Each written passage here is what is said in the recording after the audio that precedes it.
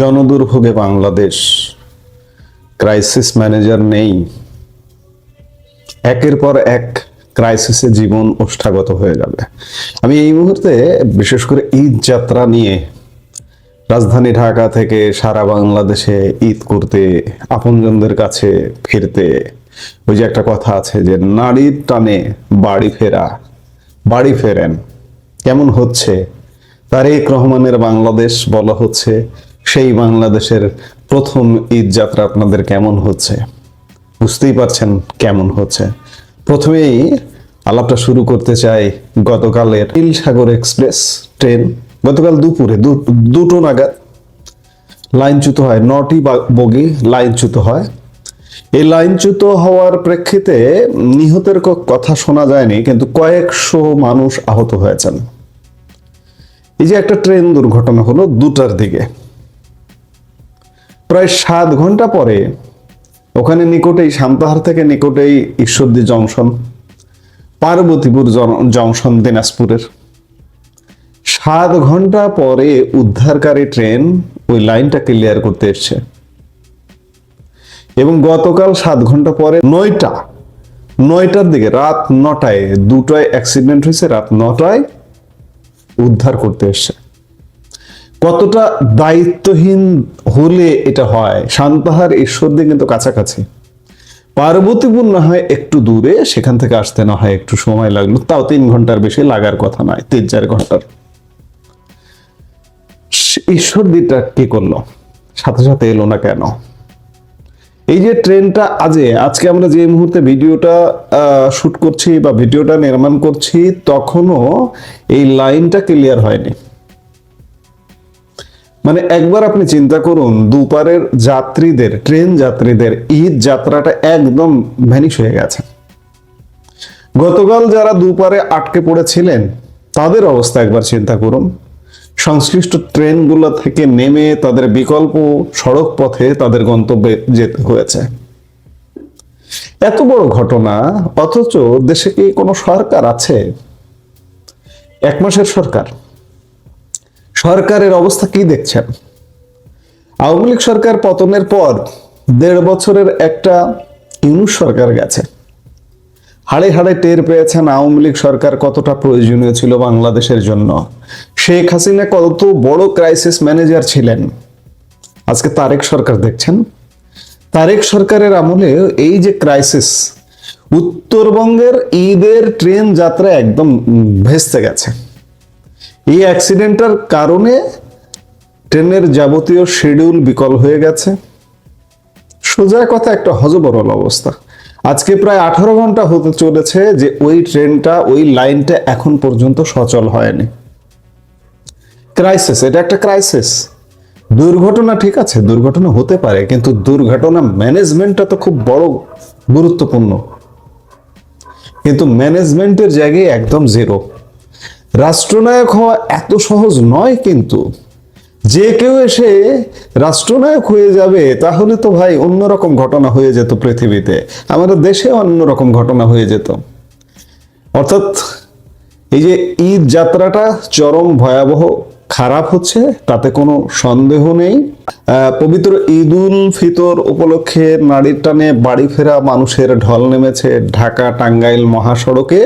তবে অতিরিক্ত যানবাহনের চাপ এবং ভোরের বৃষ্টিতে মহাসড়কের বঙ্গবন্ধু সেতুর পূর্ব প্রান্ত থেকে রাবনা বাইপাস পর্যন্ত প্রায় 20 কিলোমিটার এলাকা জুড়ে সৃষ্টি হয়েছে দীর্ঘ যানজট।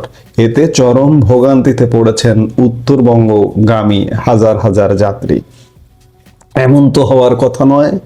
শেখ হাসিনা উত্তরবঙ্গ বলুন, দক্ষিণবঙ্গ বলুন, সব এলাকায় রাস্তাঘাট সড়ক ঝকঝকে করে রেখে গেছেন। যে শেখ হাসিনাকে আপনারা বাংলাদেশ থেকে তাড়িয়ে দিয়েছেন, বাংলাদেশকে যিনি আগলে রেখেছিলেন, তাকে তাড়িয়ে দিয়ে কেমন আছেন বাংলাদেশের মানুষ?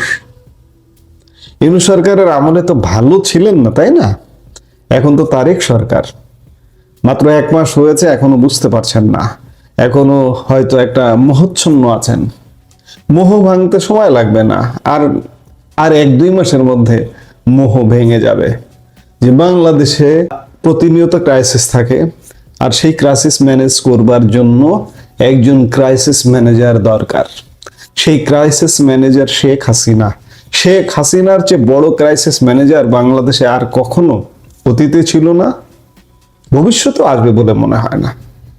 পদে পদে টের পাবেন, হাড়ে হাড়ে টের পাবেন। 20 কিলোমিটার ঝকঝকে তকতকে রাস্তায় 20 কিলোমিটার যানজট, অর্থাৎ ঈদ যাত্রা দুর্ভোগে পূর্ণ। আরেকটি খবর বলে শেষ করব। ঈদ যাত্রায় বাসে 148 কোটি অতিরিক্ত ভাড়া আদায় করা হয়েছে, অভিযোগ করেছে যাত্রী কল্যাণ সমিতি। বেসরকারি এই সংস্থার দাবি, সরকারের নজরদারি ব্যর্থ হয়েছে। অতিরিক্ত ভাড়া আদায়ের নৈরাজ্য চলছে, কিন্তু তা অস্বীকার করে মালিকদের প্রেসক্রিপশন অনুযায়ী বক্তব্য দিচ্ছে সরকার। ভাড়া নৈরাজ্য 20 বছরের রেকর্ড ভঙ্গ করতে চলেছে। আওয়ামী লীগের 16 বছর, বিএনপির আগের 1/6 যে আমলটা ছিল সেই রেকর্ডও ভঙ্গ করতে চলেছে ভাড়া নৈরাজ্য। এটা যাত্রী কল্যাণ সমিতির রিপোর্ট। অথচ দেখুন, বিএনপি সরকার, তারেক সরকার একজন সড়ক পরিবহন, সেতু, রেলপথ ইত্যাদি বিভিন্ন মন্ত্রণালয়ের একজন মন্ত্রীকে দায়িত্ব দিয়েছে। তিনি গতকালকেও দেখলাম সংবাদ মাধ্যমের সামনে এসে বলছেন যে নির্ধারিত যে ভাড়া আছে সেই ভাড়ার থেকে কম ভাড়া নিচ্ছে বাস কোম্পানিগুলো। কত বড় মিথ্যাচার! আপনি হাজার হাজার ইন্টারভিউ দেখবেন অনলাইনে যে ভাড়া 500 টাকা, 2000 টাকা ভাড়া দিয়ে গন্তব্যে যেতে হচ্ছে, ভাড়া 200 টাকা, ভাড়া দিতে হচ্ছে 800 টাকা।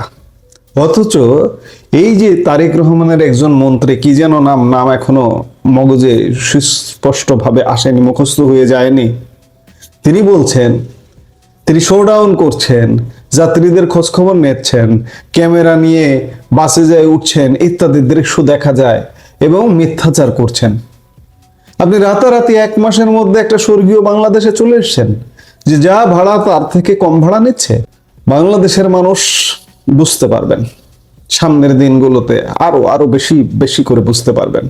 কারণ দেশে এত সমস্যা, এই যে 1 মাসের মূল্যায়ন করা হচ্ছে তারেক সরকারের, মূলত যে সমস্যাগুলা অর্থনীতি, বেকারত্ব, কর্মসংস্থান, এইসব দিয়ে কিন্তু 1 মাসে আমরা কোনো ধরনের কোনো পদক্ষেপ দেখিনি।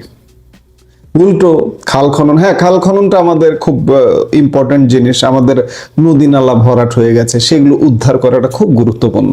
কিন্তু তার চেয়েও গুরুত্বপূর্ণ আপনার পেটের সংস্থান করা, আপনার খাবারের সংস্থান করা।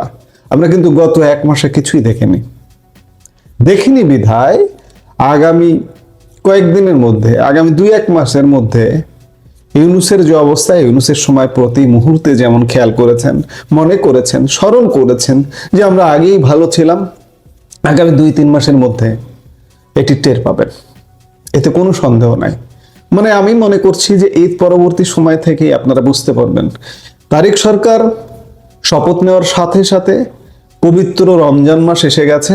বাংলাদেশের মানুষ ধর্মভীরু, ধর্মকর্মে ব্যস্ত থাকে, বৈশ্বিক বিষয় কি হচ্ছে না হচ্ছে এত খোঁজ রাখে না, ব্যস্ত আছে বা ব্যস্ত ছিল। এখন পর্যন্ত আমরা রোজার প্রায় শেষ দিকে চলে এসেছি, আগামীকাল বা পরশু ঈদ হবে, যার কারণে আমরা এখনো বুঝতে পারিনি। কিন্তু অল্প কয়েকদিনের মধ্যে বুঝতে পারবো যে বাংলাদেশে কতটা দুর্ভোগে ভরপুর হয়ে গেছে, কতটা ক্রাইসিসের মধ্যে আমরা পড়ে গেছি।